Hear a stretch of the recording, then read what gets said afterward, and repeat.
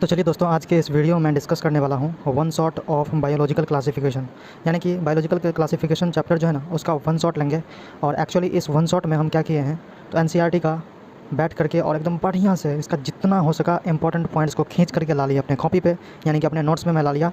और उसी नोट्स को मैं एकदम डिटेल में आपको जहाँ पे ज़रूरत है कुछ एक्स्ट्रा पॉइंट्स के, वहाँ पे मैं कुछ एक्स्ट्रा पॉइंट्स बताऊँगा। लेकिन याद रखना, मैं 100% एनसीईआरटी को कवर करूँगा और थोड़ा सा 1 से 2%, समझो 5% मैं थोड़ा सा एनसीईआरटी से थोड़ा सा बाहर जाऊँगा। वो भी समझो नहीं ही जाऊँगा, क्योंकि मैं एनसीईआरटी को रेफरेंस लेते हुए और एनसीईआरटी को मैं 100% लेने का कोशिश किया है।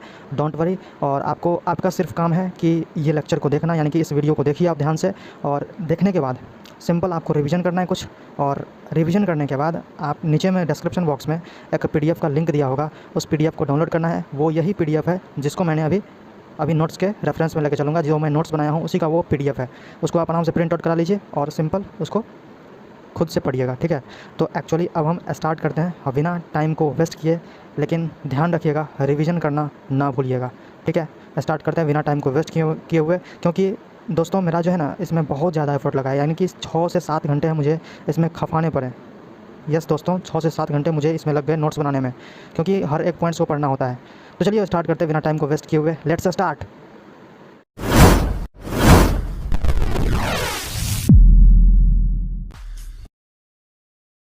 तो चलिए अपन बात करते हैं सबसे पहले एरिस्टोटल पे। एक्चुअली 3 साइंटिस्ट पे मुझे बात करने हैं।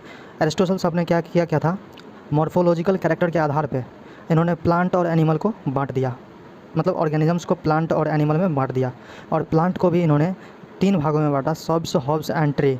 और एनिमल को इन्होंने रेड ब्लडेड में बांटा और विदाउट रेड ब्लडेड में इन्होंने बांट दिया। अब हम बात करते हैं लिनियस साहब का क्या कंट्रीब्यूशन है, ध्यान से सुनिएगा। एक्चुअली लिनियस साहब ने बाइनोमियल सिस्टम ऑफ नोमेनक्लेचर को दिया था। ये बात तो आप भली भांति जानते होंगे, क्योंकि लिविंग वर्ल्ड में आपने पढ़ा होगा, ठीक है। अब बात करते हैं कि इसने किन कैरेक्टरिस्टिक के आधार पे प्लांट एंड एनिमल को ही बांटे हुए थे। इन्होंने छेड़छाड़ नहीं किया, सिर्फ कुछ कैरेक्टर के आधार पे इन्होंने प्लांट एंड एनिमल को बांट दिया। तो सिंपल क्या क्या यहाँ पे कैरेक्टरिस्टिक्स होने वाला है इनका, वो ध्यान से सुनिएगा। इस कैरेक्टरिस्टिक में एक्चुअली सीआरपीएफ रूल को फॉलो किया जाता है। याद रखने का मैं तरीका बता रहा हूँ, क्योंकि यहाँ से डायरेक्ट क्वेश्चन आते हैं। सीआरपीएफ रूल को फॉलो किया जाता है। याद इस बात को रखना है कि सीआरपीएफ रूल को फॉलो किया जाता है। एक्चुअली सीआरपीएफ क्या है, ये एक फोर्स का नेम है। सीआरपीएफ फोर्स का नेम है, ये सीआरपीएफ रूल को फॉलो करेगा। एक्चुअली देखो कैसे याद करना है। सो सीआरपीएफ है ना, यहाँ पे एफ़ के जगह पे तुम एम मान लो। क्या करोगे, एफ़ के जगह पे एम मानना है तुझे, ठीक है। और एफ़ के जगह पे एम मानने के बाद सिंपली याद रखोगे सी फॉर सेल स्ट्रक्चर, और R for method of reproduction, P for phylogenic relationship, यानी कि इवोल्यूशनरी रिलेशनशिप या फाइलोजेनिक रिलेशनशिप जो समझो। और एफ़ के जगह पे एम कर दो, और एम मतलब हुआ मोड ऑफ न्यूट्रिशन। एक्चुअली हमारे पास ये कंप्लीट हो चुका है, और ये कंप्लीट हो चुका है, और ये मेथड ऑफ रिप्रोडक्शन कंप्लीट हो चुका है, और इवोल्यूशनरी रिलेशनशिप वो भी कंप्लीट हो चुका है। अब हमारे पास बच कौन गया, हमारे पास अब बच चुका है सिर्फ nature of wall and habitat. इसको सिंपली आप याद रख लो कि लिनियस में ये होगा। और अब हम विटेकर पे चलेंगे, विटेकर क्लासिफिकेशन पे। एक्चुअली इसमें भी कुछ हल्का सा चेंज होगा, बाकी सब कुछ सेम ही रहने वाला है, ठीक है, ध्यान से देखना। तो चलिए अब हम अपन बात करते हैं आर.एच. विटेकर साहब के क्लासिफिकेशन पे। Actually RH. विटेकर साहब के क्लासिफिकेशन में क्या बोला जाता है, ये इसमें सबसे पहले याद रखोगे आप कि 1969 में दिया गया था। विटेकर साहब का क्लासिफिकेशन 1969 में दिया गया था। और इन्होंने दिया क्या था, 5 किंगडम क्लासिफिकेशन को इन्होंने दिया था। लिनियस साहब दिए हुए थे बाइनोमियल सिस्टम ऑफ क्लासिफिकेशन, और इन्होंने दिया 5 किंगडम सिस्टम ऑफ क्लासिफिकेशन, ठीक है। अब इसमें एक्चुअली किन आधार पे और कितने भागों में किसको ऑर्गेनिजम्स को बांटा गया, एक्चुअली आप उसको ध्यान से देखो। पहले तो देख लो कि मतलब ऑर्गेनिजम्स को कितने भागों में बांटा गया। तो सिंपली याद रखो कि Monera, Protista, Fungi, Plantae, Animalia, इन सारे भागों में ऑर्गेनिजम्स को बांट दिया गया। और याद इस बात का रखना है कि यहाँ पे भी सीआरपीएफ रूल फॉलो करेगा। क्या बोला मैंने, यहाँ पर भी सीआरपीएफ रूल को फॉलो करेगा। और एफ़ के जगह पे एम आ जाएगा, यानी कि सेल स्ट्रक्चर, रिप्रोडक्शन यानी कि method of reproduction, phylogenic relationship. और एफ़ के जगह पे एम आ जाएगा, यानी कि मोड ऑफ न्यूट्रिशन। तो यानी कि आपके पास सेल स्ट्रक्चर कंप्लीट है, याद हो चुका है आपको, और मोड ऑफ न्यूट्रिशन याद हो चुका है आपको, और रिप्रोडक्शन याद हो चुका है, फाइलोजेनिक रिलेशनशिप याद हो चुका है। सिर्फ बच गया यहाँ पे बॉडी ऑर्गेनाइजेशन। एक्चुअली आपके दिमाग में आ रहा होगा कि सेल स्ट्रक्चर और बॉडी ऑर्गेनाइजेशन आखिर है क्या, आ रहा है ना। अब मैं बताता हूँ। एक्चुअली सेल स्ट्रक्चर मतलब हुआ कि प्रोकैरियोट्स है या फिर यूकैरियोट्स है। बॉडी ऑर्गेनाइजेशन मतलब हुआ कि यूनिसेल्यूलर है या फिर मल्टी सेल्यूलर है। आ रहा है समझ में? अगर आ रहा है ना, अब हम आगे बढ़ते हैं, डोंट वरी। तो चलिए अब हम इस पे बात करने वाले हैं। कुछ आपके सामने एक दो रूल दूंगा, मतलब एक दो कुछ बताऊंगा, कंसेप्ट बताने वाला हूँ, ध्यान से सुनिएगा। सबसे पहले तो मैं बता दूँ आपको कि यहाँ पे इस वन शॉट वाले वीडियो में मैं बात करूँगा मोनेरा पे, प्रोटिस्टा पे, फंजाई पे, और कुछ जो है ना, कुछ वायरस, वायरोवाइट्स, प्रायोन्स, इन सारे चीज़ों पे बात करूँगा। एक्चुअली प्लांटी और एनिमेलिया पे मैंने दूसरा वीडियो बनाऊँगा, उस पे मैं उस वीडियो में मैं डिस्कस करूँगा, ठीक है। सिंपल यहाँ पे देखो क्या मैं बोलना चाह रहा हूँ इसमें। यहाँ पे है ये Monera, Protista, Fungi, Plantae, animalia. याद इस बात को रखना है कि मोनेरा जो होता है वो यूनिसेल्यूलर और प्रोकैरियोट्स होता है, और ये जो है प्रोटिस्टा, एक्चुअली प्रोटिस्टा जो है, मोनेरा का तो बात खत्म हो गया, अब हम चलते हैं प्रोटिस्टा पे। एक्चुअली प्रोटिस्टा में क्या होता है कि यूनिसेल्यूलर तो होता है लेकिन यूकैरियोट्स होता है, यूनिसेल्यूलर लेकिन यूकैरियोट्स होता है। और फंजाई में क्या होता है कि मल्टी सेल्यूलर और यूकैरियोट्स होता है, मल्टी सेल्यूलर यूकैरियोट्स, यानी कि ये तीनों जो हैं वो एक्चुअली मल्टी सेल्यूलर यूकैरियोट्स हैं, और ये यूनिसेल्यूलर तो हैं लेकिन यूकैरियोट्स हैं, और ये प्रोकैरियोट्स के साथ साथ यूनिसेल्यूलर भी हैं। इतना समझ में आ गया। अब हम चलते हैं मोनेरा के ऊपर, ध्यान से देखिएगा। तो दोस्तों अब अपन डिस्कस करने वाले हैं मोनेरा। एक्चुअली मोनेरा को आपको ध्यान से सुनना है क्योंकि इसमें बहुत सारे पॉइंट्स आएंगे और बहुत सारे ट्रिक्स भी आएंगे, ध्यान से सिर्फ सुनना है। तो ये रहा आपके सामने फर्स्ट, जो कि है मोस्ट एबंडेंट माइक्रो ऑर्गेनिजम्स होते हैं, ठीक है। अब दूसरे पॉइंट पे बात करते हैं, bacteria as a sole member of Monera. Actually bacteria जो होते हैं ना वो सोल मेंबर होते हैं, कोर जो होता है ना, कोर मतलब नींव ऑफ मोनेरा होता है, ठीक है। मतलब मेनली इसमें मोनेरा में बैक्टीरिया ही इंक्लूड किए जाते हैं। एक्चुअली बैक्टीरिया का स्ट्रक्चर तो सिंपल होता है लेकिन इसका बिहेवियर जो होता है वो कॉम्प्लेक्स होता है। इसका बिहेवियर कैसा होता है? कॉम्प्लेक्स होता है बिहेवियर बैक्टीरिया का। एक्चुअली बैक्टीरिया का जो है ना बहुत ज़्यादा डाइवर्सिटी देखने को मिलता है, मोस्ट एक्सटेंसिव डाइवर्सिटी देखने को मिलता है। किस में? मेटाबॉलिक डाइवर्सिटी देखने को मिलता है, ठीक है। अब चलते हैं हम अगले पॉइंट पे। सम ऑफ देम आर ऑटोट्रॉप्स। इनमें से कुछ जो हैं वो ऑटोट्रॉप्स हैं, जो कि यहाँ पे देखिए ध्यान से, जो कि synthesize their own food from inorganic substance, जो कि इनऑर्गेनिक सब्सटेंस से अपना फूड बनाते हैं। कैसे बनाते हैं? इनऑर्गेनिक सब्सटेंस से अपना फूड बनाते हैं।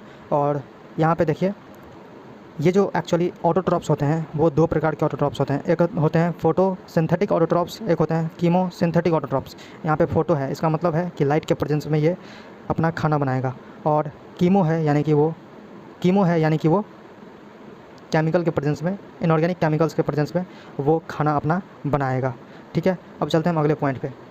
सॉरी दोस्त, कट चुका है, मैं फिर से एक बार दिखा देता हूँ। ये देखो, ध्यान से देखना। यहाँ पे फोटोसिंथेटिक एक कीमोसिंथेटिक होता है। Actually synthesize their for inorganic substances. इसको पढ़ लो ध्यान से क्योंकि कट गया था, सॉरी इसके लिए। अब चलते हैं अगले पॉइंट पे। इस नोट के अंदर आपको याद रखना है कि मेजॉरिटी ऑफ बैक्टीरिया जो होते हैं ना वो हेट्रोट्रॉप्स से ही होते हैं। अभी मैंने जो ऑटोट्रॉप्स पढ़ाया है वो एक्चुअली कुछ में देखने को मिलता है। वहाँ पे मैंने बोल दिया था कि सम ऑफ देम आर ऑटोट्रॉप्स, आपको बता दिया था मैंने, लेकिन मेजॉरिटी जो होता है ना वो हेट्रोट्रॉप्स का ही होता है। ये बात आप ध्यान में रखेंगे, ठीक है, भूलना नहीं है इस बात को। अपन बैक्टीरिया को जो है ना वो दो भाग में बांट देते हैं। कौन कौन? आर्की बैक्टीरिया, एक यू बैक्टीरिया। कौन? आर्की बैक्टीरिया और यू बैक्टीरिया। बैक्टीरिया को दो भाग में बांटते हैं, इतने बात तो मालूम है। एक है आर्की बैक्टीरिया, एक है यू बैक्टीरिया।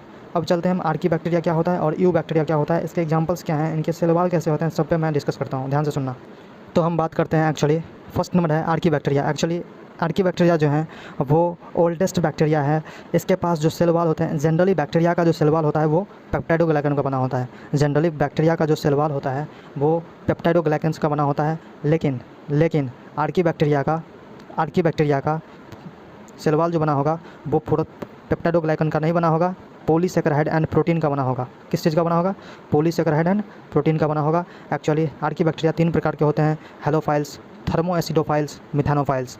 हेलोफाइल्स जो कि साल्टी कंडीशन में रह सकता है, ये मोस्ट हरास कंडीशन में भी रह सकता है आर्की बैक्टीरिया, ठीक है, इसलिए सैल्टी कंडीशन में ये रह सकता है, इसको बोलते हैं हेलोफाइल्स। और थर्मोएसिडोफाइल्स मतलब हाई टेम्परेचर में भी वो ग्रो कर सकता है।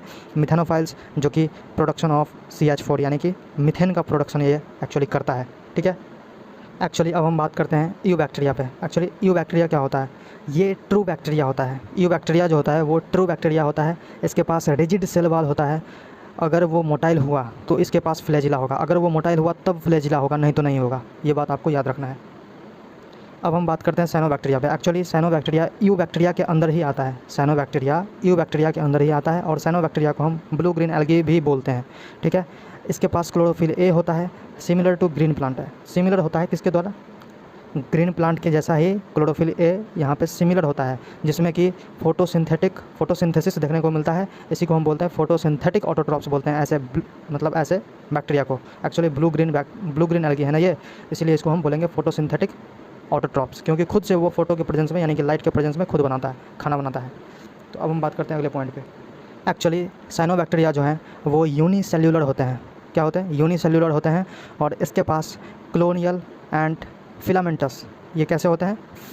क्लोनियल एंड फिलामेंटस होते हैं वो। और ये रहते कहाँ हैं? Fresh water, marine water, fresh water में रह सकते हैं, मरीन वाटर में रह सकते हैं, यानी कि ये एक्वेटिक है। मैंने इससे पहले बात किया था एनिमल किंगडम में मैं बात करूँगा कि जब बोला जाए एक्वेटिक तो समझ जाना कि फ्रेश वाटर और मरीन वाटर दोनों हो जाएगा। और यहाँ पे टेरेस्ट्रियल एल्गी भी होता है। अब हम बात करते हैं अगले पॉइंट पे, surrounded by gelatinous sheath. Actually cyanobacteria का जो आउटर कवर होता है वो जिलेटिन शीथ का बना होता है। और देखो यहाँ पे ध्यान से अगले पॉइंट को देखते हैं हम। इस पॉइंट में एक्चुअली बोल रहा है कि often form blooms in polluted water bodies. Polluted water जहाँ पे होता है ना, वहाँ पे अक्सर देखने को मिलता है क्या चीज़? ब्लूम्स का फॉर्मेशन करता है, यानी कि बहुत ज़्यादा वहाँ पे उपज जाता है। ये क्या चीज़? Blue green algae. अब आते हैं इसके एग्जांपल्स पे। एक्चुअली साइनोबैक्टीरिया के एग्जांपल क्या क्या है? नॉस्टॉक एंड एनाबिना, जो कि फिक्स करता है एटमॉस्फेरिक नाइट्रोजन को भाया स्पेशलाइज्ड सेल, जो कि उसके पास एक स्पेशलाइज्ड सेल्स होते हैं जिनका नाम है हेटेरोसिस्ट। क्या नाम है? हेटेरोसिस्ट। अब हम बात करते हैं अगले पॉइंट पे। एक्चुअली कीमोसिंथेटिक ऑटोट्रॉप्स बैक्टीरिया जो होते हैं वो ग्रेट रोल यानी कि प्ले करते हैं किसमें? इन रिसाइकलिंग ऑफ न्यूट्रिएंट्स में वो ग्रेट रोल होता है उनका, प्ले ग्रेट रोल इन। वो हैं कौन कौन से एलिमेंट्स, मतलब न्यूट्रिएंट्स? N2F यानी कि नाइट्रोजन, फॉस्फोरस, आयरन, सल्फर। इन सारे को रिसाइकलिंग करने में बहुत ज़्यादा हेल्प होता है कीमोसिंथेटिक ऑटोट्रॉप्स बैक्टीरिया का। और याद रखना है इस बात को कि oxidize various inorganic substances, inorganic बहुत सारे ऐसे सब्सटेंसेस हैं जिनको ये ऑक्सीडाइज करते हैं कीमोसिंथेटिक ऑटोट्रॉप बैक्टीरिया। ठीक है, एक्चुअली देखिए ध्यान से, यहाँ पे नाइट्रेट, नाइट्राइट एंड अमोनिया, इन सारे का इंटर कन्वर्जन में बहुत हेल्प होता है कीमोसिंथेटिक ऑटोट्रॉप्स बैक्टीरिया का। वैसे आप मिनरल न्यूट्रिशन वाले चैप्टर में डिटेल में पढ़ेंगे, डोंट वरी। दोस्तों आप तो जानते ही हो कि heterotrophic bacteria actually most abundant in nature में बहुत ज़्यादा ये होते हैं। तो याद इस बात को रखना है कि मेजॉरिटी जो है ना इसका, हेट्रोट्रॉफिक बैक्टीरिया में भी मेजॉरिटी होता है डिकम्पोजर्स का। मेजॉरिटी किसका होता है? डिकम्पोजर्स का, जो कि हेल्प करता है। कुछ बैक्टीरिया ऐसे हैं जो कि जैसे कि लैक्टोएसिड बैसिलस बैक्टीरिया जो है मिल्क को कर्ड बनाने में हेल्प करते हैं। ठीक है, कुछ ऐसे बैक्टीरिया हैं जो कि प्रोडक्शन ऑफ एंटीबायोटिक्स, और कुछ ऐसे बैक्टीरिया हैं जो फिक्स करता है नाइट्रोजन को इन लेग्यूम रूट्स में। और सम आर पैथोजन, कुछ पैथोजन भी हैं, यानी कि डिजीज़ करता भी हैं, यानी कि डिजीज़ फैलाने वाले भी हैं। ठीक है, अब हम बात करते हैं अगले पॉइंट पे, ध्यान से सुनिएगा। एक्चुअली बैक्टीरिया जो रिप्रोड्यूस करता है, अब हम रिप्रोडक्शन ऑफ बैक्टीरिया पे बात करने वाले हैं। तो ध्यान से सुनिएगा कि बैक्टीरिया जो रिप्रोड्यूस करता है ना, वो फिजन के थ्रू भी करता है, एसेक्सुअल रिप्रोडक्शन के थ्रू भी करता है, या फिर बहुत सारे टेक्निक्स होते हैं। ठीक है, रिप्रोड्यूस बाय फिजन, आधे टूट जाएंगे और बैक्टीरिया डिवाइड कर जाएंगे। जनरली यही होता है, जनरली यही देखने को मिलता है। एक अनफेवरेबल कंडीशन में क्या होता है कि स्पोर प्रोड्यूस करता है, और एक होता है DNA transfer technique. DNA transfer technique में एक्चुअली क्या होता है, लाइक सेक्सुअल रिप्रोडक्शन, इसमें सेक्सुअल रिप्रोडक्शन की तरह ही डीएनए ट्रांसफ़र टेक्निक होता है। तो दोस्तों अब बात करते हैं माइकोप्लाज्मा। एक्चुअली माइकोप्लाज्मा तो लिविंग सेल तो होते ही हैं, ये बात अपने जहन में घिस लीजिए कि एक्चुअली ये लिविंग सेल्स ही हैं, लेकिन ये सर्वाइव तो कर सकते हैं, लेकिन बिना ऑक्सीजन के भी सर्वाइव कर सकते हैं। ठीक है, बिना ऑक्सीजन के सर्वाइव कर सकते हैं। लेकिन याद रखना है कि ये जो है ना, माइकोप्लाज्मा पे बार बार क्वेश्चन भी आता है कि कहाँ कहाँ पे ये इन्फेक्शन कर सकता है। तो pathogenic in animals and plant both. Pathogenic किस में होता है? एनिमल्स एंड प्लांट बोथ में ये पैथोजेनिक होता है। अब अपन बात करते हैं बैक्टीरिया के कुछ शेप हैं, उन पे बात करते हैं। एक्चुअली फर्स्ट आपको दिख रहा होगा यहाँ पे कोकस यानी कि स्फेरिकल होता है, बैसिलस यानी कि रॉड शेप होता है, वाइब्रो यानी कि कॉमा शेप होता है, और एस्पाइरिलियम एक्चुअली स्पाइरल शेप का होता है, जो कि मोटाइल होता है। याद रखना है ये मोटाइल होता है। ठीक है। ठीक है। अब आपके पास क्वेश्चन कुछ बन सकते हैं, जो कि क्वेश्चन है आपके सामने, मोस्ट कॉमन शेप कैसा देखने को मिलता है? तो याद रखना है कि बैसिलस यानी कि रॉड शेप मोस्ट कॉमनली देखने को मिलता है। और कोकस जो बैक्टीरिया होता है उसके पास फ्लैजिला होते ही नहीं है। ये जो कोई कोकस बैक्टीरिया है, इसके पास एक्चुअली फ्लैजिला होते ही नहीं है। इन सारे में कुछ कुछ देखने को मिलेगा, लेकिन ये ज़्यादातर मोटाइल होते हैं और इसके पास फ्लैजिला भी होते हैं, ठीक है। तो चलिए अब हम बात करते हैं अगले पॉइंट्स पे। तो दोस्तों अपन अब बात करने वाले हैं प्रोटिस्टा के ऊपर। एक्चुअली प्रोटिस्टा को हम डस्टबिन भी बोलते हैं, यानी कि जो फालतू लगा आराम से उसमें डाल दो, जो भी एनिमल तुमको फालतू लग रहा है, या फिर मतलब ऐसा कुछ ऑर्गेनिज्म जो फालतू लग रहा है, एनिमल नहीं बोलना चाहिए, जो भी ऑर्गेनिज्म तुमको फालतू लग रहा है आराम से उसमें डाल दो, ठीक है। तो देखो यहाँ पे इसमें एक्चुअली रिप्रोडक्शन जो होता है वो एसेक्सुअली और सेक्सुअली दोनों प्रकार का होता है। और ये जो एसेक्सुअली और सेक्सुअली ये जो दोनों प्रकार का होता है, by the process involving self fusion and zygote formation. आ गया समझ में? मतलब सेल्फ फ्यूजन और जाइगोट फॉर्मेशन के थ्रू हो सकता है, ये प्रोसेस है इनका प्रोसेस है। अब चलिए हम बात करते हैं एक्चुअली कितने टाइप्स के होते हैं प्रोटिस्टा कितने टाइप के होते हैं उन पे बात करते हैं, ध्यान से सुनिएगा। एक्चुअली प्रोटिस्टा जो है ना वो 5 प्रकार के होते हैं। फर्स्ट है chrysophyte, dinoflagellates, euglenoids, slime moulds and protozoan. और प्रोटोजोअन भी 4 प्रकार के होते हैं। कौन कौन? अमीबॉइड, फ्लैजिलेटेड, सिलिएटेड और एस्पोरोजोअन। अब इसको याद कैसे रखेंगे, किसका कौन सा टाइप है? सुनो, ध्यान से सुनो, इसको याद रखने का सीक्वेंस मैं बता रहा हूँ। अगर ये सीक्वेंस आपको याद हो जाए तो बेटर रहेगा, क्योंकि उसी के आधार पर आपको ट्रिक बताऊँगा मैं बाद में। एक्चुअली यहाँ पे देखो, फर्स्ट नंबर है ना क्राइसोफाइट, CDE। यहाँ पे देखो CDE सीरियल में गया है, तो याद रखोगे ऐसे, क्राइसोफाइट, डायनोफ्लैजिलेट्स, यूग्लिनोइड्स, उसके बाद स्लाइम मोल्ड्स, प्रोटोजोअन में 4 प्रकार का आ जाएगा। कौन कौन? Amoeboid, flagellated, ciliated, sporozoan. इतने सारे आ जाएंगे। अब हम एक एक करके ध्यान से देखते हैं, डोंट वरी। तो ये रहा आपके सामने क्राइसोफाइट फर्स्ट नंबर, ठीक है। इसके हम कुछ बात करते हैं इस पर। देखिए, इसमें एक्चुअली डायटम्स को इंक्लूड किए जाते हैं और गोल्डन एल्गी को इंक्लूड किए जाते हैं।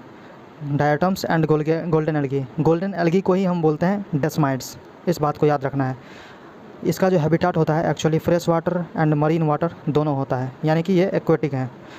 और डायटम्स जो होते हैं उसके सेल वाल जो होते हैं, डायटम्स के सेल वाल वो सिलिका से एम्बेडेड होते हैं। किससे होते हैं? सिलिका से एम्बेडेड होते हैं। और इसमें 2 पॉइंट याद रखना है आपको कि फॉर्म 2 थिन ओवरलैपिंग शेल और fit together as a thin soft box. ध्यान से सुनिएगा, इसका मतलब क्या हुआ। ये एक्चुअली डायटम्स जो होते हैं वो फिट टुगेदर ऐसे करके फिट होते हैं, ठीक है। आपको नहीं दिख रहा होगा, थोड़ा सा जूम आउट करता हूँ मैं, आपको शायद से दिख रहा है। ध्यान से देखिए, यहाँ पे ऐसे फिट टुगेदर होता है, यहाँ पे फिट टुगेदर होता है। इसी प्रकार से यहाँ पे बोलते हैं सॉफ्ट बॉक्स की तरफ फिट टुगेदर होता है। और फॉर्म 2 थिन ओवरलैपिंग शेल, 2 पतली ओवरलैपिंग्स बनाते हैं ये एक्चुअली। अब हम बात करते हैं अगले पॉइंट पे। तो यहाँ पे नीचे देखिए आप, डायटम्स जो होते हैं ना उसके वो चीप प्रोड्यूसर ऑफ ओशियन होते हैं। ये पॉइंट भी आपको याद रखना है। एक्चुअली चीप प्रोड्यूसन क्या होता है? चीप मतलब एक अच्छा प्रोड्यूसर, मतलब बनाने वाला। समझ में आ रहा है? क्या चीज़? खाना बनाने वाला, ऑफ ओशियन। आ रहा है समझ में? अब चलते हैं हम अगले पॉइंट पे। अब बात करते हैं डायनोफ्लैजिलेट्स एक्चुअली क्या होता है। डायनोफ्लैजिलेट्स का जो हैबिटेट होता है वो मोस्टली मेराइन होता है एंड फोटोसिंथेटिक होता है। फोटोसिंथेटिक यानी कि ये खाना भी खुद से बना सकता है लाइट के प्रेजेंस में। और yellow, green, brown, blue, red, इनका इस पिगमेंट के कारण ये कलर्स इनके दिखने को मिलता है। यहाँ पे पिगमेंट्स लिखा हुआ है, so colour according to their pigment. Cell wall जो होता है इसका स्टीप सेल्यूलोज प्लेट से बना होता है ऑन आउटर सरफेस, बाहरी सरफेस पे, ठीक है। एक्चुअली रेड टाइड्स जो होते हैं ना वो जब रैपिडली मल्टीप्लाई करने लगते हैं सी में, रैपिडली मल्टीप्लिकेशन होने लगता है कहाँ पे? तो सी में। तो पूरा सी जो होता है, पूरा समुद्र जो है ना वो रेड दिखने लगता है। रेड जो दिखने लगता है उसी को हम बोलते हैं रेड टाइड्स। आ रहा है समझ में? उसी को हम बोलते हैं रेड टाइड्स। अगर आपको समझ में नहीं आया ये बात तो थोड़ी सी आप 20 सेकंड को बाहर मतलब बैक कीजिए, आपको खुद समझ में आ जाएगा। वैसे मैं फिर से बता देता हूँ। देखो, डायनोफ्लैजिलेट्स जो है ना, डायनोफ्लैजिलेट्स वो जब समुद्र में रैपिड मल्टीप्लिकेशन करते हैं, अपने आप को रैपिड मल्टीप्लाई करते हैं, तो पूरा समुद्र रेड दिखने लगता है। और उसी को हम बोलते हैं रेड टाइड्स। रेड डायनोफ्लैजिलेट्स का एग्जांपल है ग्लैनुलैक्स। आ रहा है समझ में। रेड डेनोफ्लैजिलेट्स का एग्जांपल है ग्लैनुलैक्स। अब एक्चुअली ये टॉक्सिन रिलीज करते हैं, जी हाँ दोस्तों, टॉक्सिन रिलीज करते हैं। इससे आप समझ सकते हैं कि वो कितने जान माल के लिए ख़तरा हो सकते हैं उस समुद्र में, ठीक है। इसके पास एक्चुअली 2 फ्लैजिला होते हैं, इसको आपको नीचे में मैं दिखा रहा हूँ। एक्चुअली इसके पास 2 फ्लैजिला होते हैं, हैव 2 फ्लैजिला, ठीक है। तो दोस्तों अब अपन बात करते हैं यूग्लिनोइड्स। एक्चुअली यूग्लिनोइड्स का कुछ प्रॉपर्टी है, उस पर बात करते हैं, कैरेक्टरिस्टिक्स है। फाउंड इन स्टैग्नेंट वाटर, यानी कि जहाँ पे पानी स्थिर रहता है ना, यानी कि रोड के बगल अगल में देखते होंगे आप कहीं कहीं पे बरसात के टाइम पे वहाँ पे पानी इकट्ठा हो जाता है। एक्चुअली बहुत देर तक पानी वहाँ पे इकट्ठा रह जाता है, यानी कि या फिर देखते होंगे कहीं कहीं कोई तालाब में या फिर गंदे जगह पे पानी बहुत दिन से वहाँ पे इकट्ठा है, उसी को बोलते हैं हम स्टैग्नेंट वाटर। वो जो पानी होता है ना, उसी को बोलते हैं हम स्टैग्नेंट वाटर, ठहरा हुआ वाटर। अब देखो यहाँ पे फ्रेश वाटर में रहता है ये ऑर्गेनिज्म। एक्चुअली उसके पास सेल वॉल होता नहीं है, सेल वॉल नहीं होता है। एक्चुअली सेल वॉल की जगह पे प्रोटीन रिच लेयर होता है कॉल्ड पेलिकल, उसको हम पेलिकल बोलते हैं। मेक्स बॉडी फ्लेक्सिबल, जो कि बॉडी को फ्लेक्सिबिलिटी देता है। क्या देता है? बॉडी को फ्लेक्सिबिलिटी देता है, फ्लेक्सिबल होता है बॉडी, इसी के कारण। यूग्लिनोइड्स के पास भी 2 फ्लैजिला होते हैं, एक शॉर्ट होते हैं एक लॉन्ग होते हैं, उसी को हम बोलते हैं हेटेरोसिस्ट। एक शॉर्ट होते हैं एक लॉन्ग होते हैं, इसी को हम बोलते हैं हेटेरोसिस्ट। अब इसका एग्जांपल है यूग्लिना, सिंपल है, यूग्लिनोइड्स नाम है तो इसका यूग्लिना नाम होगा। आपको याद करने में भी बन गया, क्योंकि इसका सिंपल सा एग्जांपल है, इसलिए आपको याद करने में कोई परेशानी नहीं होगा। याद कर लें इसको, ठीक रहेगा आपको। अपन कुछ एक्स्ट्रा पॉइंट पे बात करते हैं। एक्चुअली यूग्लिनोइड्स जो होता है ना, वो मेक्सोट्रॉफिक न्यूट्रिशन को शो करता है और connecting link between plant and animal. ये दोनों पॉइंट जो है एनसीईआरटी में नहीं दिए हुए हैं, ये out of the box question है। एक्चुअली हो सकता है तो इन एग्जामिनर पूछेगा या फिर नहीं पूछेगा, पता नहीं मुझे।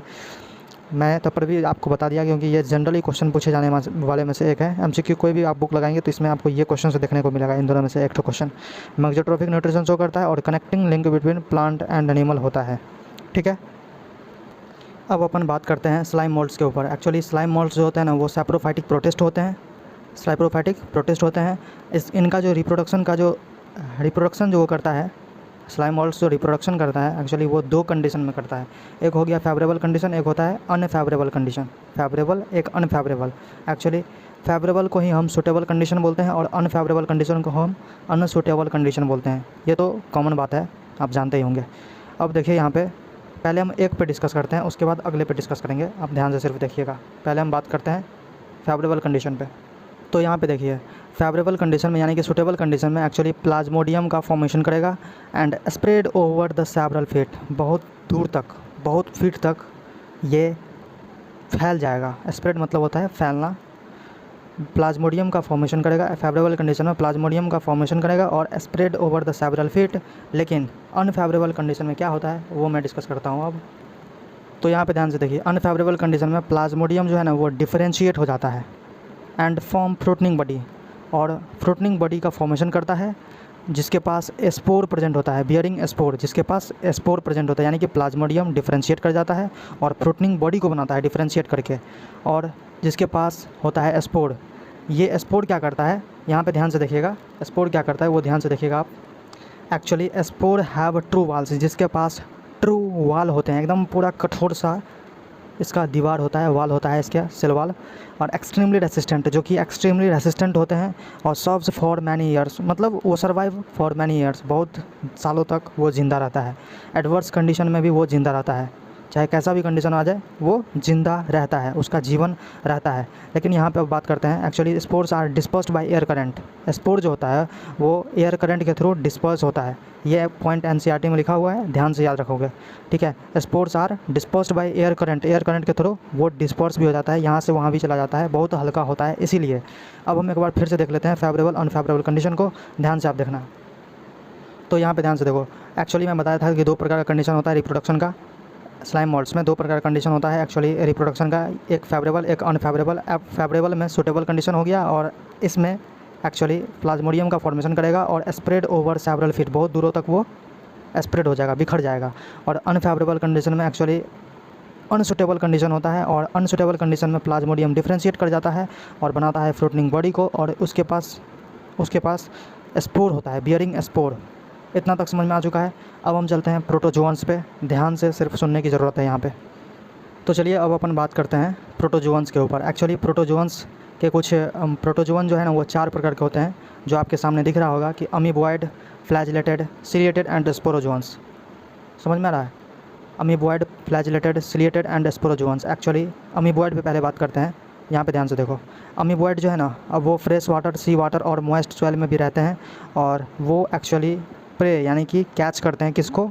सुडोपोडिया, फॉल्स फिट को। मतलब फॉल्स फिट के थ्रू वो कैच करते हैं, पकड़ते हैं किसी चीज़ को, ठीक है। अब एंटामोविया इसका पैरासाइटिक है, पैरासाइटिक फॉर्म है एंटामोविया, यानी कि अमीबॉयड का एक्चुअली एग्जांपल जो है वो एंटामोविया है, जो कि हम इसके एग्जांपल पे एक बार फिर से मैं डिस्कस करूँगा आगे, ठीक है। इसलिए आप एग्जांपल को याद रखने की उतनी कोशिश मत करिए अभी सिर्फ आप सुनिए कहाँ पे क्या होने वाला है। अब हम चलते हैं फ्लैजिलेटेड पे। एक्चुअली फ्लैजिलेटेड में क्या होने वाला है? फ्लैजिलेटेड में फ्री लिविंग और पैरासाइटिक होता है वो, और इसके पास मेनली फ्लैजिला होता है। और फ्लैजिलेटेड जो होता है ना वो पैरासाइटिक फॉर्म जो कि डिजीज़ कॉज करता है, जो कि डिजीज़ कौन सा है? स्लीपिंग सिकनेस नाम का एक डिजीज़ है, जो कि वो ट्राइपेनोसोमा एक डिजीज़ है जिसमें कि स्लीपिंग सिकनेस हो जाता है, ठीक है।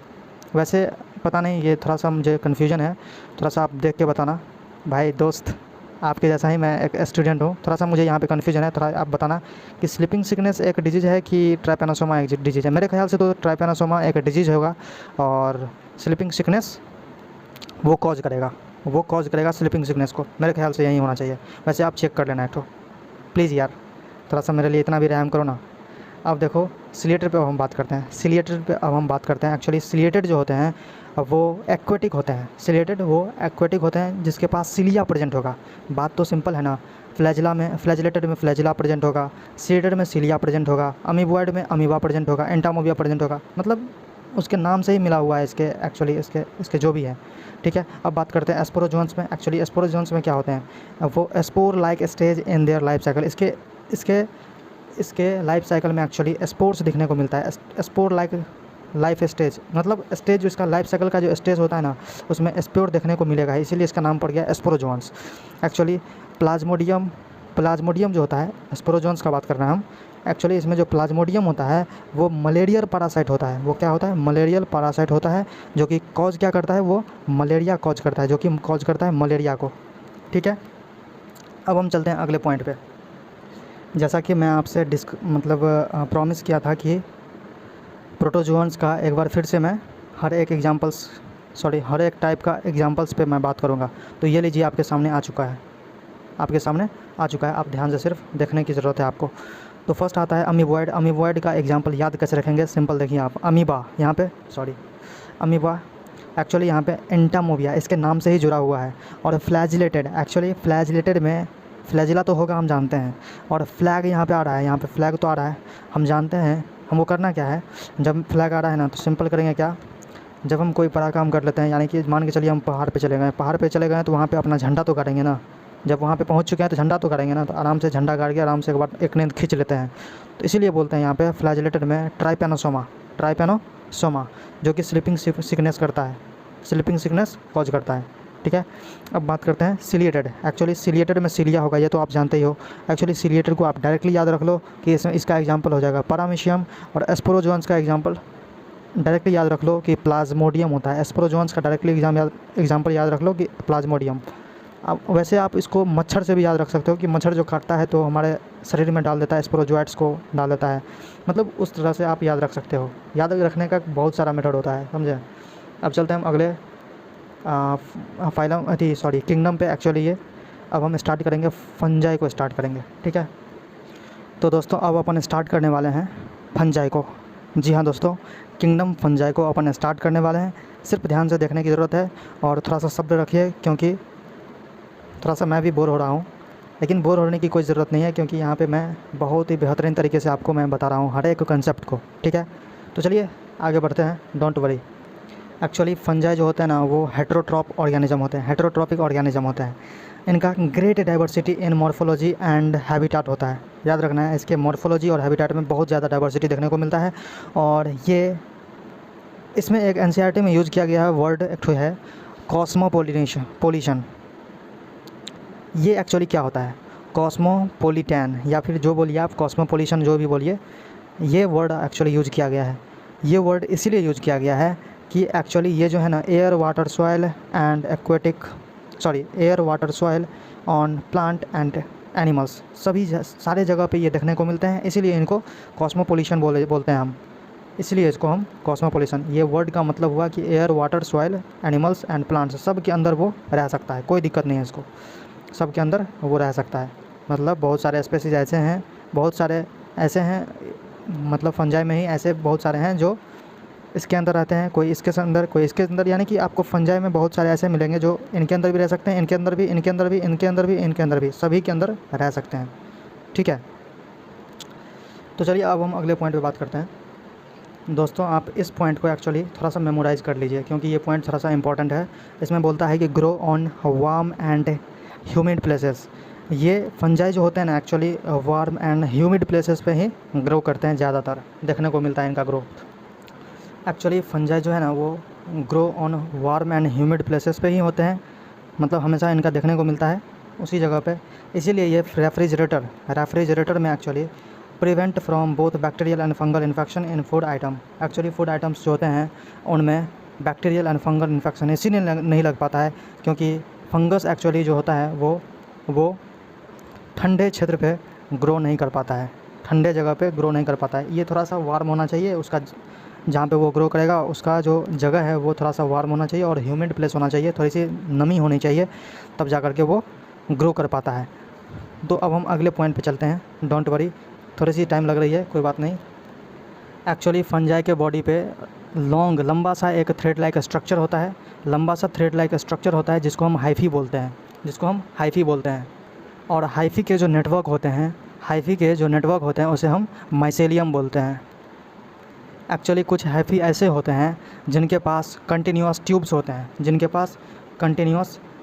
होते हैं, जो कि उसमें भरा होता है क्या चीज़, तो मल्टी न्यूक्लिएटेड साइटोप्लाज्म भरा होता है। क्या भरा होता है? मल्टी न्यूक्लिएटेड साइटोप्लाज्म भरा होता है, जिसको हम बोलते हैं कोइनोसाइटिक हाइफी बोलते हैं। तो दोस्तों अब बात आती है कि सैप्रोफाइट और पैरासाइट में क्या अंतर है। क्या बोला मैंने? सैप्रोफाइट और पैरासाइट में क्या अंतर है। एक्चुअली सैप्रोफाइट जो है ना वो fungi absorb soluble organic matter, fungi है जो कि एब्जॉर्ब करता है ऑर्गेनिक मैटर को फ्रॉम डेड सबस्ट्रेट्स। कहाँ से एब्जॉर्ब करेगा? डेड सबस्ट्रेट से। लेकिन पैरासाइट में क्या होता है, who depends on living plant and animals. मैं क्या बोला समझ में आ रहा है? सैप्रोफाइट में डेड सबस्ट्रेट्स पे डिपेंड होता है organic matter from dead substrate, लेकिन पैरासाइट में actually living plants and animals पे वो डिपेंडेंट होता है। आ रहा है समझ में? अब चलते हैं हम अगले पॉइंट पे। एक्चुअली अभी तक हम फंजाई के इंट्रोडक्शन पे ही चल रहे हैं दोस्तों, ये बात आप याद रखेंगे। अब हम चलेंगे कुछ देर के बाद चलेंगे, अब हम टाइप्स पे चलेंगे। पहले कुछ देर तक झेल लो, क्या करोगे मजबूरी है, पढ़ना तो पड़ेगा यार। तो देखो यहाँ पे ध्यान से, फंजाई और एल्गी का जो सिम्बायोटिक एसोसिएशन होगा ना, जब फंजाई और एल्गी का सिम्बायोटिक एसोसिएशन होता है तो उसको हम बोलते हैं लाइकेन। और फंजाई और रूट ऑफ हायर प्लांट के साथ जो सिम्बायोटिक एसोसिएशन होता है उसको हम बोलते हैं माइकोरहिजा। याद इस बात को रखना है कि फंजाई जो है ना, फंजाई का फंक्शन क्या होता है उस टाइम पे, और एल्गी का फंक्शन क्या होता है उस टाइम पे। एक्चुअली एल्गी का जो फंक्शन होता है कि वो तो एक्चुअली प्लांट होता है, ये बात तो आप जानते ही हो। तो इसका फंक्शन क्या होगा कि ये खाना बना के इसको देगा, और ये जो है ना मिनरल्स एंड वाटर को ला करके और इसको देगा। ये बात आप याद रखोगे। मैं क्या बोला? ये खाना बना करके फंजाई को देगा, और ये जो है मिनरल्स एंड वाटर ला करके एल्गी को देगा ताकि वो खाना बना सके। ठीक है, इसी को हम सिम्बायोटिक एसोसिएशन को लाइकेन बोलते हैं। एक्चुअली अब हम बात करते हैं रिप्रोडक्शन, यानी कि फंजाई के रिप्रोडक्शन किस टाइप का देखने को मिलता है। तो 3 प्रकार से देखने को मिलता है। एक्चुअली 3 प्रकार से, वो कौन कौन सा है ध्यान से सुनना। फर्स्ट है वेजिटेटिव रिप्रोडक्शन, सेकंड है एसेक्सुअल रिप्रोडक्शन, थर्ड है sexual reproduction. Actually vegetative reproduction में आ जाता है फ्रैगमेंटेशन, फिजन एंड बडिंग। कौन आ जाता है? Fragmentation, fission and budding. अब बात करते हैं हम एसेक्सुअल रिप्रोडक्शन पे, ध्यान से सुनना। तो ये रहा आपके सामने asexual reproduction. Actually asexual reproduction जो होता है वो स्पोर्स के थ्रू होता है। किसके थ्रू? स्पोर्स के थ्रू होता है। और इसका जो एग्जाम्पल हो जाएगा वो एग्जाम्पल में दिया हुआ है सब, कोनिडिया, स्पोरेंजियोस्पोर्स एंड जूस्पोर्स, इतने सारे एग्जाम्पल एसेक्सुअल रिप्रोडक्शन में दिया हुआ है, जो कि स्पोर के थ्रू रिप्रोडक्शन इसमें होता है। ठीक है, अब बात करते हैं सेक्सुअल रिप्रोडक्शन पे, ध्यान से देखो। एक्चुअली पहले बात कर लेते हैं ये भी एक्चुअली जो है ना सेक्सुअल रिप्रोडक्शन जो होता है वो भी एक्चुअली सेक्सुअल रिप्रोडक्शन के थ्रू होता है। इसमें सिर्फ इतना का डिफरेंस होता है कि इसमें जैसे हम लोग में मियोसिस देखने को मिलता है ना हमारे गैमेट्स में, एक्चुअली इसमें भी मियोसिस देखने को मिलेगा, एन में बढ़ जाएगा। ठीक है, यहाँ पे देखो ध्यान से, इसमें हो जाएगा, इसका एग्जांपल हो जाएगा ऊ स्पोर्ट्स, एस्को स्पोर्ट्स एंड बैसिडो स्पोर्ट्स। इसका 3 एग्जांपल हो जाएगा। कौन कौन सा? ऊ स्पोर्ट्स, एस्को स्पोर्ट्स एंड बैसिडो स्पोर्ट्स। तो चलिए अगले पॉइंट पे हम बात करते हैं, फंजाई के ही अगले पॉइंट पे। एक्चुअली सेक्सुअल साइकिल में 3 स्टेप्स इन्वॉल्व होते हैं। फर्स्ट स्टेप है प्लाज्मोगैमी, फिर कैरियोगैमी, तब मियोसिस इन जाइगोट रिजल्ट्स हैप्लॉइड सेल्स। मैंने बोला था ना सेक्सुअल साइकिल में हैप्लॉइड सेल्स का फॉर्मेशन होता है। तो याद इस बात को रखना है कि पहले प्लाज्मोगैमी, तब कैरियोगैमी, तब मियोसिस। प्लाज्मोगैमी मतलब प्लाज्मा यानी कि साइटोप्लाज्म का डिवीज़न, फिर से कैरियोगैमी यानी कि न्यूक्लियस का डिवीज़न, और उसके बाद मियोसिस। तो ध्यान से देखो, इसको याद कैसे रखना है, इसको याद कैसे रखना है। मान के चलो ये हमारे पास एक सेल है, ठीक है, ये हमारे पास एक सेल है और ये हमारे पास एक न्यूक्लियस हो गया, ये हमारे पास एक न्यूक्लियस हो गया। अगर हम मुझे अटैक करना रहा तो पहले हम यहाँ पे अटैक करेंगे, यानी कि मुझे साइटोप्लाज्म को पहले अटैक करना होगा। उसके बाद में हम इस पे अटैक करेंगे, इसके बाद हम बाद में इस पे अटैक करेंगे, यानी कि न्यूक्लियस पे अटैक करेंगे। और न्यूक्लियस पे अटैक करने के बाद सिंपली हम पूरा सेल को काट के बराबर कर देंगे, यानी कि उसके बाद मियोसिस हो जाएगा। तो दोस्तों अब हम चलते हैं इसके टाइप पे, यानी कि फंजाई के डिफरेंट टाइप्स पे। 4 टाइप्स के एक्चुअली होते हैं, उन पे हम उन सारे पे बात करते हैं। एक्चुअली ये रहा आपके सामने फंजाई के डिफरेंट टाइप्स। फर्स्ट है फाइकोमाइसेट्स, सेकंड है एस्कोमाइसेट्स, थर्ड है बैसिडोमाइसेट्स एंड फोर्थ है ड्यूटरोमाइसेट्स। इन सभी को मैं एक एक करके डिस्कस करता हूँ, आप ध्यान से सुनिएगा। तो ये रहा आपके सामने फर्स्ट वाला, यानी कि फाइकोमाइसेट्स आपके सामने रहा। एक्चुअली फाइकोमाइसेट्स में याद रखना है आपको, मतलब इसमें आपको अब हम ट्रिक बताना स्टार्ट करेंगे, यानी कि चारों जो ये आपके सामने टाइप्स हैं, फाइकोमाइसेट्स, एस्कोमाइसेट्स, बैसिडोमाइसेट्स एंड ड्यूटरोमाइसेट्स, उन चारों को मैंने ट्रिक के माध्यम से हर एक का एग्जांपल एकदम बेहतरीन तरीके से आपको मैं बताऊंगा। वैसे मैं एक चीज़ आपको बताता हूँ, रुक जाओ। एक्चुअली यहाँ पे ध्यान से देखो, फाइकोमाइसेट्स है, एस्कोमाइसेट्स है, बैसिडोमाइसेट्स है, ड्यूटरोमाइसेट्स है। यहाँ पे ध्यान से देखना, पी, फिर ए, बी, फिर डी। यहाँ पे भी सीक्वेंस कुछ उसी अंदाज में है, इसीलिए आपको इसी टाइप से याद रखना है। वैसे सबका नेम जो है ना लास्ट में माइसेट्स लिखा हुआ है, ध्यान से देखो, लास्ट में माइसेट्स लिखा हुआ है। वैसे भी आप याद रख सकते हो कि फाइकोमाइसेट्स, एस्कोमाइसेट्स, बैसिडोमाइसेट्स और ड्यूटरोमाइसेट्स। ठीक है, मैं इन चारों का एकदम ट्रिक के माध्यम से हर एक का मैं एग्जांपल आपको याद कराने वाला हूँ। लेकिन एक चीज़ आपको याद रखना है कि इसका जो माइसेलियम होता है, एक्चुअली फाइकोमाइसेट्स वाले का, वो एसेप्टेट होता है और कोइनोसाइटिक होता है। कैसा होता है? एसेप्टेट और कोइनोसाइटिक। बाकी सब का सेप्टेट होता है और ब्रांच्ड होता है। कैसा होता है? एसेप्टेट होता है और फाइकोमाइसेट्स का एसेप्टेट कोइनोसाइटिक होता है और बाकी तीनों का सेप्टेट ब्रांच्ड होता है। इस बात को आपको एकदम दिल खोल करके और एकदम दिमाग खोल करके याद रख लेना है, क्योंकि सभी में ये कॉमन है, मतलब ये बात आपको बार बार टकराएंगे। अब हम चलते हैं अपने मुद्दे पे चलते हैं, ध्यान से देखना। आपको सिंपली याद क्या रखना है, फाइकोमाइसेट्स में रैम्प वर्ड एक याद रखना है आपको, RAMP, एक रैम्प नाम का एक वर्ड है, इसको आपको याद रखना है। RAMP, R for Rhizopus, A for Albugo और M म्यूकोर और P फॉर खुद। क्योंकि ये नेम है अल्टर, यानी कि नेम है, मतलब बोलते हैं ना अल्टर है नेम, इसीलिए इसका नाम हम थोड़ा सा इसी के अंदाज में ला लिए हैं। RAMP, R से राइजोपस, A से एल्ब्यूगो, M से म्यूकोर और P से खुद फाइकोमाइसेट्स। ठीक है, अब राइजोपस को हम ब्रेड मोल्ड भी बोलते हैं, इसको याद रखना है आपको। और एल्ब्यूगो को positive agent of white rust of crucifer या मस्टर्ड बोलते हैं, इस बात को भी आपको याद रखना है। अब चलते हैं हम अगले टाइप पे, यानी कि वो एस्कोमाइसेट्स है, उस पे चलते हैं। अब एक्चुअली अपन यहाँ पे देखो, एस्कोमाइसेट्स को हम सैक फंजाई भी बोलते हैं। इसको मैंने बोला था आपको कि mycelium is branch and septate, आपको ये बोला था मैंने, याद रख लेने के लिए एकदम आपको अच्छी तरीके से वहाँ पे बताया था। अब चलते हैं इसके एग्जांपल्स को कैसे याद रखना है। सिंपल है, यहाँ पे देखो, यहाँ पे ये रहा आपका बेहतरीन सा एक नोट्स की तरफ, मतलब ये गजब का ट्रिक है यार, देखो ध्यान से। TPCM नासा, क्या बोला मैंने? तिरुअनंतपुरम के CM साहब हैं, वो नासा गए। कहाँ गए? नासा, किसी काम से गए होंगे, छोड़ो किस काम से गए, मुझे उससे कोई लेना देना नहीं है। T से ट्रफल्स, P से पेनिसिलियम, सी से क्लैविसेप्स, एम से मोरल्स और एन से न्यूरोस्पोरा, ए से एस्परजिलस और एस से सैक्रोमाइसिस जो कि यीस्ट है, और उसी को हम सूडोमाइसेलियम, इसके पास सूडोमाइसेलियम होता है, फॉल्स वाला माइसेलियम होता है इसके पास, और ए से खुद यानी कि एस्कोमाइसेट्स। टिपिसियम नासा। तो समझ गए, ये ट्रिक आपने समझ गया। एक्चुअली तिरुवनंतपुरम के सीएम जो थे वो एक्चुअली कहाँ गए, नासा गए। कहाँ गए, वो नासा गए। और इसका ये एग्जांपल हो गया, और ये एग्जांपल आपको एकदम बेहतरीन ढंग से आपको याद रखना है।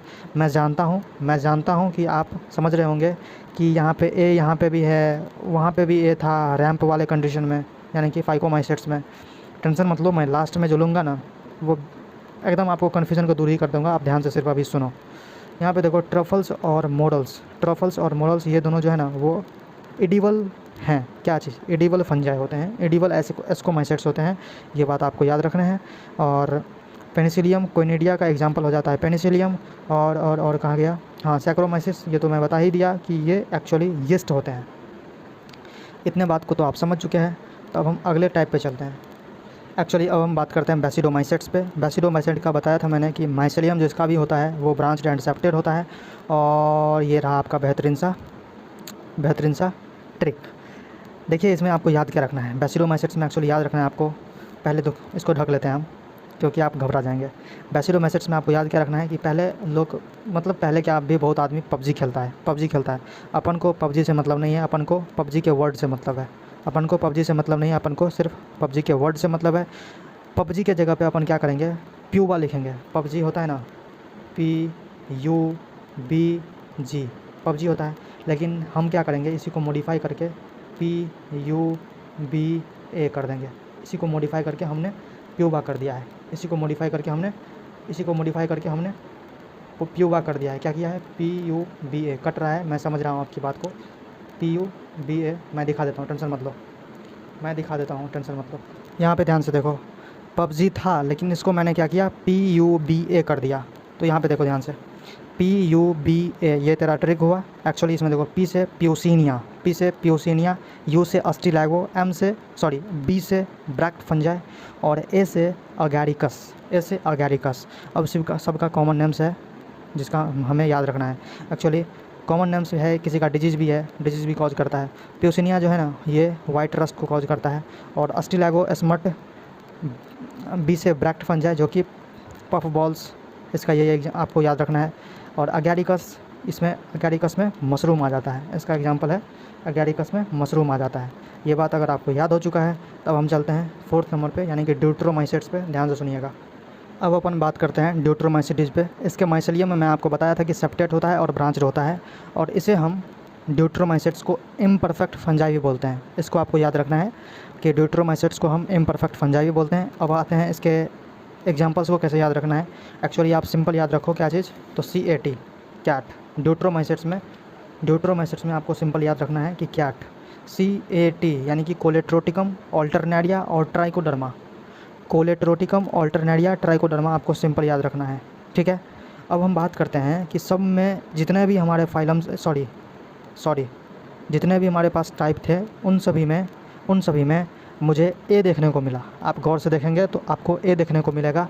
रुकिए मैं दिखाता हूँ, एक एक करके आपको मैं डिस्प्ले करता हूँ, ध्यान से आप देखिएगा। सभी में आपको देखने को मिलेंगे, A कॉमन सब में देखने को मिलेगा आपको। इसमें तो दिख ही रहा है। अब इसके पिछले वाले में चलते हैं।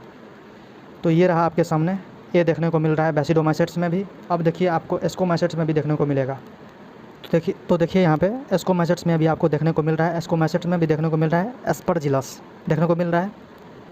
अब देखिए आपको फाइकोमाइसेट्स में भी देखने को मिल रहा है, A देखने को मिल रहा है। तो देखिए आपको याद रखना कैसे है, यहीं से स्टार्ट करते हैं। आपको क्या करना है, फाइकोमाइसेट्स में हम क्या करेंगे, रैंप। इसमें सब जो है ना, सब जितना भी है सब छोटा ही वाला है। राइजोपस, म्यूकॉर, एल्ब्यूगो, रट जाओ इसमें कि एल्ब्यूगो एक छोटा सा वर्ड है जिसको हमको फाइकोमाइसेट्स में डालना है। अब चलते हैं हम एस्कोमाइसेट्स पे। तो यहाँ पे देखिए, यहाँ पे है क्या, एस्कोमाइसेट्स। यहाँ पे देखो S लिखा हुआ है ना, एस्को। तो इसमें भी A की जगह पे S होगा यहाँ पे, यानी कि एस्परजिलस इसका एग्जांपल होगा। अब चलते हैं हम बेसिडोमाइसेट्स पे। एक्चुअली इसमें देखिए बेसिडोमाइसेट्स में यहाँ पे लिखा हुआ है बेसिडोमाइसेट्स, यानी कि B-साइड। थोड़ा सा बगल हो जाओ ना यार, B-साइड मतलब थोड़ा सा बगल तो हो जाओ ना यार। तो इसको सिंपली याद रखना है कि अगैरिकस, बगल होना है तो कहाँ पे होना है, आगे हो जाओ थोड़ा सा बगल, अगैरिकस, आगे हो जाओ, अगैरिकस आगे हो जाओ, बिसाइड मतलब थोड़ा सा बगल हो जाओ। ये भी याद हो गया ना। अब चलते हैं हम अगले पॉइंट पे, यानी कि ड्यूट्रोमाइसेट्स पे चलते हैं। तो इसमें देखिए आप ध्यान से, ट्रो यहाँ पे जो ट्रो देखने को मिल रहा है, ये एकलौता इस जगह है जहाँ पे आपको ट्रो देखने को मिल रहा है। और किसी भी टाइप में आपको ट्रो यहाँ पे बीच में देखने को नहीं मिला था। आप बात करिए फाइकोमाइसेट्स की, एस्कोमाइसेट्स की, बैसिलोमाइसेट्स की, ड्यूट्रोमाइसेट्स की जब बात करते हैं तो इसमें बीच में ट्रो आ रहा है, तो सिंपली याद रखना है यहाँ पे टर यहाँ पे आएगा, ट्रो तो टर आएगा यहाँ पे। आ रहा है समझ में। तो इसी प्रकार से आपका ये टाइप का, इन सारे टाइप्स का आपका ट्रिक कंप्लीट होता है। अब चलते हैं हम कुछ इंपॉर्टेंट पॉइंट्स पे, ध्यान से सुनिएगा। अब चैप्टर ख़त्म होने ही वाला है, करीब 10 से 15 मिनट में चैप्टर को हम बाइंड अप कर लेंगे, डोंट वरी। तो पहले हम बात करते हैं वायरस के ऊपर। एक्चुअली अब हम बात करेंगे मतलब वायरस, वायरोइड्स एंड प्रायोन्स, 3 चीज़ पे बात करना हमारा बचा हुआ है। तो पहले हम बात करते हैं वायरस के ऊपर। एक्चुअली वायरस जो होता है ना, वो इसके पास नॉट ट्रूली लिविंग, ये एक्चुअली ट्रूली लिविंग नहीं होता है। अब बात करते हैं वंस वायरस इन्फेक्ट, एक बार अगर वायरस इन्फेक्ट कर दे, take over the machinery of the host cell to replicate themselves and killing the host.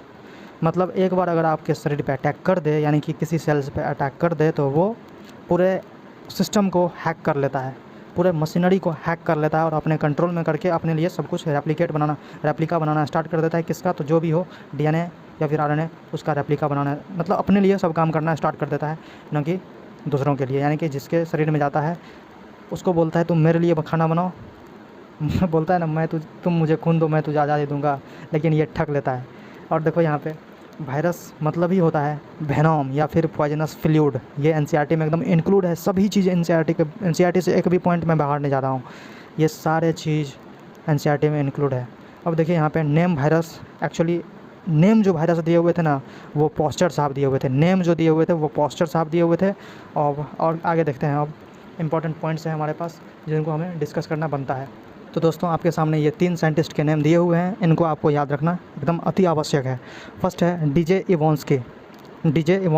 Actually वो 1892 में दिए हुए थे। क्या चीज़ दिए हुए थे, ध्यान से सुनिएगा। इन्होंने बोला था कि माइक्रोब्स है जो कि माइक्रोब्स ऐसा माइक्रोब्स है जो कि बैक्टीरिया से भी छोटा होता है, ऐसा माइक्रोब्स है। वो क्या होने वाला है आप गेस कर लीजिए अपने खुद से। और वो जो है ना, वो मोज़ैक डिजीज़ ऑफ टोबैको को करता है, वो एक्चुअली वायरस ही था। ठीक है। अब देखो यहाँ पे M.W. वाइजरनेक साहब बोले हुए थे कि कब बोले हुए थे, 1898 ईस्वी में बोले हुए थे कि कंटाजियम वाइवम फ्लूइडम, इस टर्म को इन्होंने दिया था। क्या दिया था इन्होंने, कंटाजियम वाइवम फ्लूइडियम को दिया था, मतलब ये स्टेटमेंट इन्होंने बोला था। और इन्फेक्शियस लिविंग फ्लूइड इसमें एक्चुअली इंक्लूड था। ठीक है। अब बात करते हैं कि इसको याद कैसे रखेंगे, थोड़ा सा दिमाग लगाने वाला बात। पहले हम इस दोनों पे बात कर लेते हैं, उसके बाद लास्ट में इस पर बात करेंगे। एक्चुअली देखो, डीजे पे जा करके हमने वायरस का खोज किया। क्या किया मैंने, सुन ध्यान से बोल, डीजे पे जा करके हमने वायरस का खोज किया। क्या किया मैंने, डीजे पे जा करके मैंने वायरस का खोज किया। ठीक है।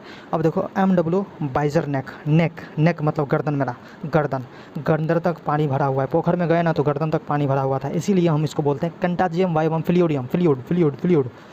इन्फेक्शियस लिविंग फ्लूइड इसके पास होता है, मतलब इन्फेक्शियस लिविंग फ्लूइड इसके पास इसमें इंक्लूड है। ठीक है।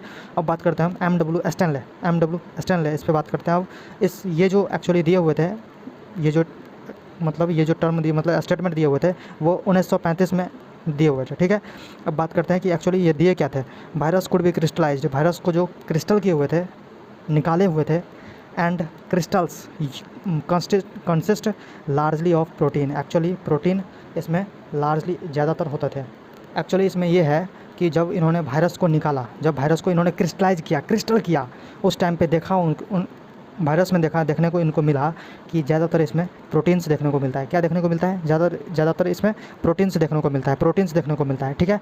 अब आपको इतना चीज़ समझ में आ चुका है। अब हम चलते हैं वायरोइड्स पे, ध्यान से सुनना भाई। एक्चुअली जैसा कि आप यहाँ पे देख रहे हैं कि वायरोइड्स का खोज 1971 में हुआ था, जो कि किया किसने था, डाइनर साहब ने किया था। डाइनर साहब ने किया था वायरोइड्स का खोज। ठीक है। वो जो एक्चुअली वायरोइड्स जो था, वो वायरस से छोटा होता है और cause potato spindle tuber disease. Actually वो क्या कॉज करता है, क्या कौन सा डिजीज़ कॉज करता है? पोटैटो स्पिंडल ट्यूबर डिजीज़ ये कॉज करता है वायरोइड्स। और फ्री आरएनए इसके पास होता है, फ्री आरएनए इसके पास होता है जिसके पास जो कि लैक प्रोटीन, इसके पास प्रोटीन नहीं होता है, प्रोटीन की कमी होती है, प्रोटीन लैक होता है। और प्रोटीन कोट ही लैक होता है, प्रोटीन कोट ही लैक होता है, याद रखना इस बात को। और आरएनए जो इसका होता है, वायरोइड्स का जो आरएनए होता है वो लो मॉलिक्यूलर वेट का होता है। इस बात को आप ख्याल रखेंगे कि क्योंकि यहाँ से क्वेश्चंस बनते हैं। जी हाँ दोस्तों, यहाँ से क्वेश्चंस बनते हैं। आरएनए जो इसका होता है, वायरोइड्स का, एक्चुअली वो लो मॉलिक्यूलर वेट का होता है। ठीक है, हल्का सा भी इसके स्टेटमेंट्स में छेड़छाड़ मत कीजिएगा, क्योंकि आपको डायरेक्ट क्वेश्चन पूछेगा एनसीईआरटी से। एक्चुअली आपको इसीलिए मैंने बोला कि छेड़छाड़ नहीं कीजिएगा। अगर विश्वास नहीं हो रहा है ना आपको, तो जाओ आप एग्जाम्पलर का वीडियो डाला हुआ है, इसको देखो। करीब इसमें 10-11 क्वेश्चन है, उसको जाकर देखो, इसमें आपको मालूम पड़ जाएगा। इसीलिए मैंने बोला कि इसमें छेड़छाड़ नहीं करना है, जाकर के उसको देखो, उसके बाद समझ में आ जाएगा। तो चलिए अब हम चलते हैं प्रायोन्स पे। किस पे? प्रायोन्स पे एक्चुअली चलते हैं। प्रायोन्स जो होता है ना, वो एबनॉर्मली फोल्डेड प्रोटीन होता है। क्या होता है? एबनॉर्मली फोल्डेड प्रोटीन होता है, और similar the size of virus, यानी कि वायरस के साइज़ का ही होता है, मतलब सिमिलर होता है। और बोविन स्पॉन्जिफॉर्म इंसेफेलोपैथी, एक्चुअली ये जो मैड कॉ डिजीज़ और इन कैटल होता है, मतलब पागल, मैड मतलब पागल गाय के डिजीज़ का ये कैटल में एक्चुअली देखने को मिलता है ये डिजीज़, बोविन स्पॉन्जिफॉर्म इंसेफेलोपैथी। ऐसे आप याद रखो कि बोविन स्पॉन्जिफॉर्म इंसेफेलोपैथी ये एक बड़ा नेम है, इसका थोड़ा अल्टर नेम है, इसलिए कॉ के लिए ये हो जाएगा। और एक डिजीज़ है C R Jakob disease, CDJ, जो कि इन्फेक्शन इन ह्यूमन करता है, ह्यूमंस में इन्फेक्शन ये करता है एक्चुअली। तो आपको याद कैसे रखना है, इसका बड़ा नेम है और अलवर्ट टाइप का, मतलब कि फालतू टाइप का इसका नाम है, बोविन स्पॉन्जिफॉर्म इंसेफेलोपैथी, इसीलिए इसका मैड कॉ डिजीज़ इन कैटल हो जाएगा और CR Jacob disease in human हो जाएगा। क्या बोला मैंने? CR जेकॉब, थोड़ा सा ये आदमी के नाम का लग रहा है, इसलिए हम ह्यूमन में इसके डिजीज़ को मानेंगे, मतलब समझेंगे। और ये बहुत ही इंपॉर्टेंट है, और आपको डायरेक्टली यहाँ से क्वेश्चन आते हैं, यहाँ से क्वेश्चन